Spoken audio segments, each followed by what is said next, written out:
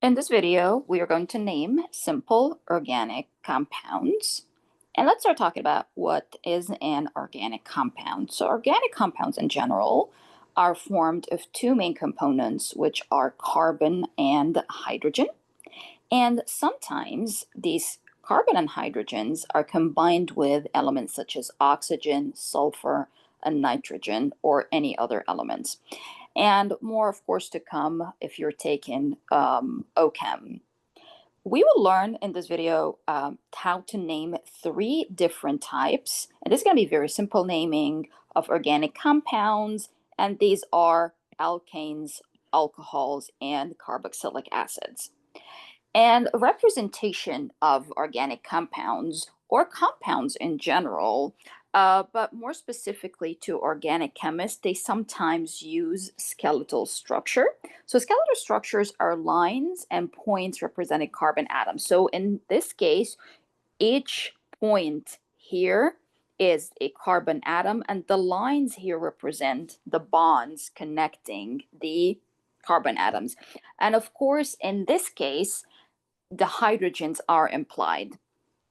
Now, a different or other forms that we can represent organic compounds or compounds in general are our molecular formulas that represent the specific number of atoms in a specific compound, or a Lewis structure. More to come at the end of the semester. We'll learn how to draw Lewis structures, or condensed structures right here, where you can see the number of carbons and hydrogens. Most importantly, when you are looking at an organic compound, we have to bear in mind that carbon can usually form only four bonds. Okay, so for example, if I'm looking at this structure right here, if carbons are connected to each other, so this is one bond formed, and the rest of the bonds, the three bonds, are going to be filled with hydrogen atoms. Starting with alkanes. So alkanes are a class of hydrocarbons. Hydrocarbons mean that it consists only of carbon atoms and hydrogen atoms, and they are connected via single bonds. Okay, so as we talked about on the previous slide. Now, to name alkanes, we need to count the number of carbon atoms, and I'm going to illustrate in the next slide, and then use one of these prefixes in the table right here. So for example, meth indicates one carbon, eth indicates two, all right, and then but, four, and so on. And then we're going to add the name to the name. We're going to add the suffix ane at the end. And by the way, you are expected to memorize and know the prefixes corresponding to the number of carbons. Now note that the prefixes are going to be slightly different than the ones that we use for the molecular compound. So be mindful always at what compound you're looking at. And when it comes to organic compounds or compounds in general, there are also different models to represent them. So again, starting here with the Lewis structure, okay, we can represent them in a ball and stick model form. And also you're required to know what do these balls and sticks mean. So the balls here, and specifically also the color. So the color of the ball here is black. This indicates that this is a carbon, okay? And here the white to slightly gray color indicates that this is a hydrogen, okay? And the sticks here represent the bonds. Similar to ball and stick model, we have space filling model, okay, where the bonds are not present. And again, same with the ball and stick model, the colors should also be kept in mind. So again, here are my hydrogens and here are the carbons. Now let's work on an example, and to make it easier for you when you're following along the video, I put the prefix table, and let's start by naming them. So the first example right here contains 7. So let's look at where 7 is. 7 is heptane. Okay, so hept, okay, from the table, so indicate 7 carbons, and then we're going to add A and E, so it becomes heptane. For the second example right here, let's count the number of carbons. 1, 2, 3. 3 has a prefix of prop, okay, so it becomes prop, and then adding the suffix A and E, propane. Let's work on the R. You can actually pause the video and work on the third and fourth examples on your own while I work on it. So we have 1, 2, 3, 4, and 5. 5 here is pent. So it becomes pentane. Now last one seems very long, and this is a skeletal structure. So let's count the carbons. 1, 2, 3, 4, 5, 6, 7, 8, 9, 10, 11. 11 is on deck, so it becomes on deck, and then we add the suffix ane. The second type of organic compounds is going to be alcohols. Now, alcohols are when it comes to the naming, is going to be very similar to the alkane, and we're going to use the prefixes to name them, but we're going to tweak it slightly. But let's differentiate and contrast alcohols and alkanes. So alcohols, similar to alkanes, contain carbon and hydrogen in their chain, but one of the hydrogens is going to be replaced with OH. OH, in case you are interested, is a hydroxyl group. Okay, it's called the hydroxyl group.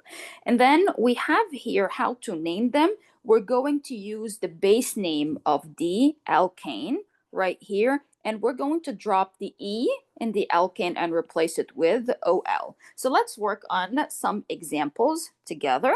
So we have here 1, 2, 3. So 3 is bute.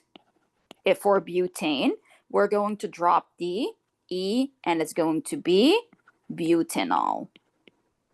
Okay. The second example is 1, 2, 3, 4. So 4, and then so 4 is, let's go to the table. 4 is, sorry, I messed up on this example. It should be this one, should be 1, 2, 3, should be with the suffix 3, with the prefix 3. So this should be propanol, okay? And then here the 4 should be butanol. All right, now how about this one? This one has a 10 in it. And let's see, the 10 was dec. So instead of decane, we're going to drop the E at the end, and it becomes decanol. I hope this makes sense. And the last type of organic compounds we're going to talk about is carboxylic acids. So again, similar to alkanes and alcohols, they contain carbon and hydrogen, but one of the hydrogens is going to be replaced with this functional group called COOH. So COOH is called a carboxyl group right here. Okay, and again, more to come in OChem. And when it comes to naming these carboxylic acids, we are going to use, again, the base name of the alkane. And like we did with alcohols, we're going to drop the E at the end, and we're going to add the suffix OIC with the name acid. Now, be careful with two things. First thing is, when you are naming these acids, do not try to look up the names of the internet, because they have unconventional names or popular names that are used. For example, methanoic acid is also called formic acid popularly, and ethanoic acid is also called acetic acid. Excuse me. And then the other thing is, when naming these carboxylic acids, do not forget to count the carbon in the carboxyl group, because this corresponds to, is going to correspond to whatever prefix you're using to name the carboxylic acid. Like, for example, methanoic acid has one carbon, so meth is the prefix one, corresponds to the prefix one. Same thing with ethanoic acid. So ethanoic acid is tricky because it has one, two. So it has, so eth is two, and then noic, and then acid. Similar here, you also need to know that oxygen corresponds to a red color in the ball and stick model and the space filling model. Now let's work on the examples for carboxylic acid and try to name them. So starting with this ball stick model, 1, 2, 3, 4, and then 5. So 5 is pentane for the alkane, and we're going to drop the E, and then becomes pentanoic acid. Let's work on the structural formula. So we have here 6 carbons and then one additional carbon, so it becomes 7 total. And 7 is heptane, but we're going to drop the E and do heptanoic acid. And the last example has 1, 2. Try to do this on your own, actually. So 1, 2 is ethane, so becomes ethanoic acid.